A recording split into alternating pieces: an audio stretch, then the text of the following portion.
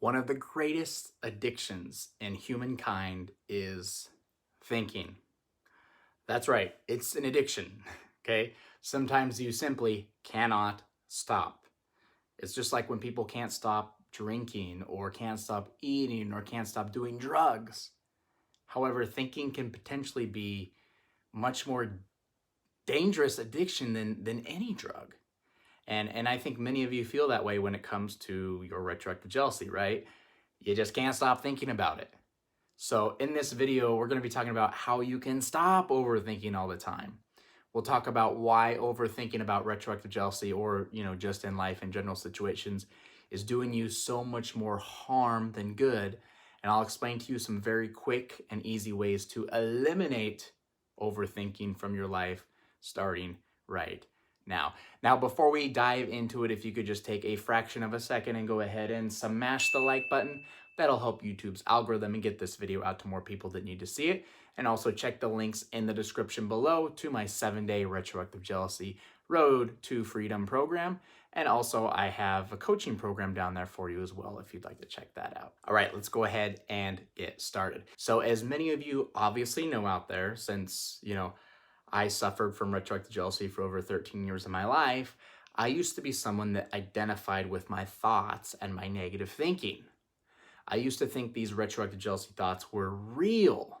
These thoughts about my partner's past were real and that they were me and that I had to listen to them and I had to get, tangled in them and rationalize them and think my way out of them or just be okay with them or play them over and over and over again in my head until I was okay with it and basically give them all the attention in the world. Now, this took me years to figure out, but eventually I found out that actually I don't have to identify with these negative thoughts. I don't have to identify with any of these retroactive jealousy thoughts or circumstances. In fact, if I just give up trying to control my thoughts, give up trying to rationalize everything, give up trying to understand all of them, I started gaining some control back in my life. I started feeling a lot of relief in my life. Okay? When you stop trying to control every single thought that comes in your head, and you can just allow whatever it is to come in and simply observe it, you gain more control over your life than you could ever imagine. Now, the key is understanding that there is a difference between thinking a thought and reacting to the thought. And not many people actually understand this. They live in the world where they are so attached to their thoughts that they think the thought is causing them to feel a certain way. And that used to be me all the time when I suffered from retroactive jealousy. So take, for instance, any thought you've had about your partner's past. Let's say you get a thought about your partner's past, okay? It makes us feel not so good. And then we think that the thought then brings on that painful response. And again, this is what I always thought happened. But in actuality, we are choosing, okay, unconsciously, but we are choosing to react to each and every thought that comes into our mind. So the truth is there is actually a small break between when the thought arises and when we react to the thought. And knowing this allows us to observe our thoughts more and kind of choose which thoughts are worth our time and which thoughts flat out aren't. So for instance, kind of taking this out of retroactive jealousy context and put it in more to like a general life situation contents, I sometimes feel a lot of resistance when it comes to like making these videos.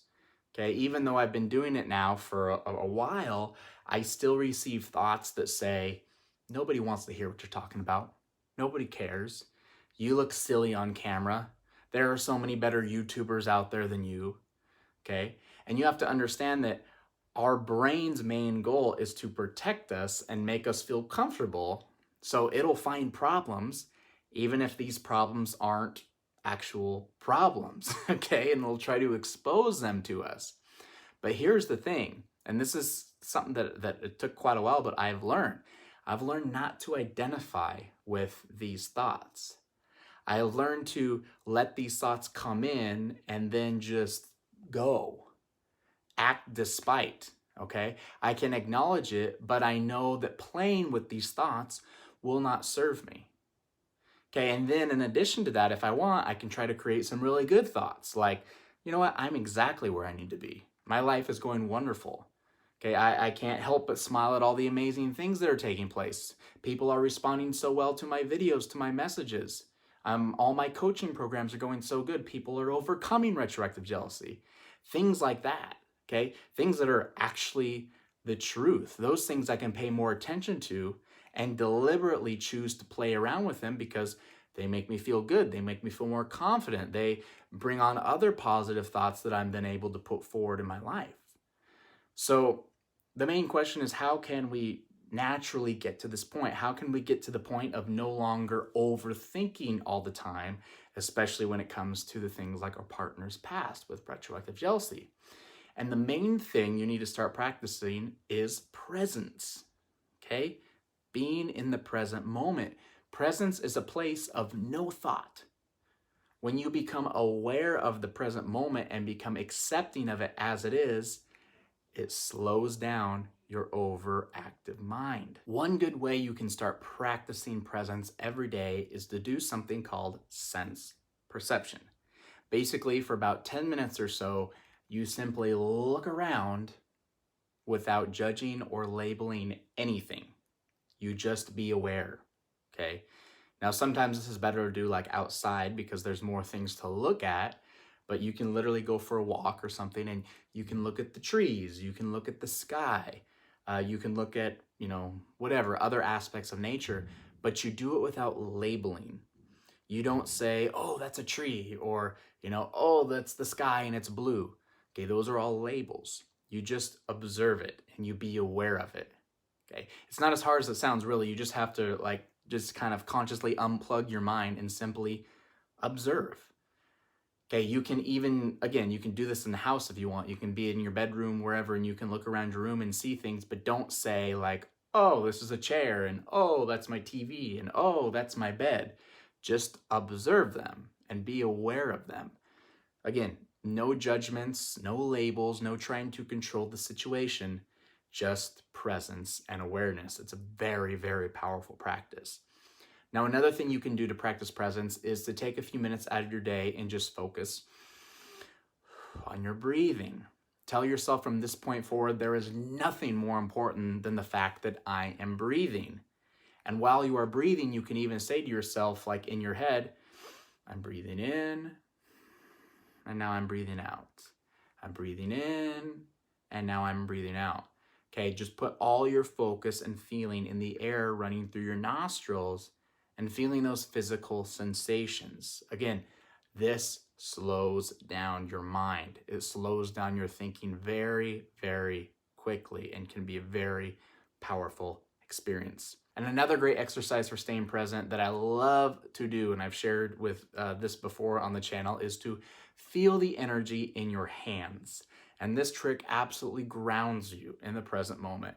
And literally, you hold out your hands, you close your eyes, and you ask yourself, how do I know that my hands are still connected to my body? Your eyes are closed, so you obviously can't see them. You can't touch anything. You just hold out your hands. How do you know they're still connected to your body? And if you really feel, you can feel a little bit of tingliness, a little bit of energy shooting out through your fingertips, maybe even through the palms of your hands. And you could just sit there and you can put that attention, put that focus on that energy. Because, I don't want to go too, esoteric on you, but that energy you're feeling is the energy of life. That's you. You're human. You're alive. There's a power inside of you. Put your attention on that energy, on that feeling. And that literally will, again, ground you into this moment. It'll take everything out of your mind and put it where it needs to be, which is right here. Take your mind off of the thinking and into the present. Now, you might notice when you're trying, any of these, you may still get a thought every once in a while that pops into your head from time to time. Again, thoughts have that magnetic pull, okay? It wants to grow, it wants your attention, and it'll do whatever it can to try to get your attention, i.e. those painful, reactions that we get. But simply acknowledging that it's there and then go back to focusing on the present. That's as easy as that. Acknowledge the thoughts there. I feel you, I see you, but then go back to focusing on whether it's your breath, whether it's the palm of your hands, whether it's just being aware of the things around you. These ways are extremely powerful, again, to gain presence in your life, to practice presence, and adding them to your everyday routine is going to help you easily stop overthinking about retroactive jealousy, stop overthinking about other stresses and things in your life. It's going to be a complete 360-degree game changer for you. And the more you do these, the easier it becomes to simply observe these thoughts. And I like the analogy of sitting on the side of the road and watching the cars pass by, right? In this case, the cars are your thoughts, and you'll be able to watch them go by one, by one, by one, without having to control them, without running out in the middle of traffic and getting, tangled and caught up in it.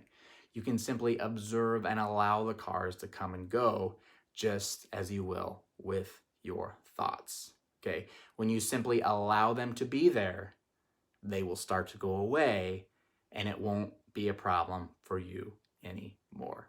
So to wrap all this up, the key to stop overthinking so much about life, the key to stop overthinking so much about retroactive jealousy is to simply slow down your mind, okay? It's not about, thinking your way out of it or anything like that. It's not about solving it by overthinking and this and that. It's about slowing down your mind by practicing being present.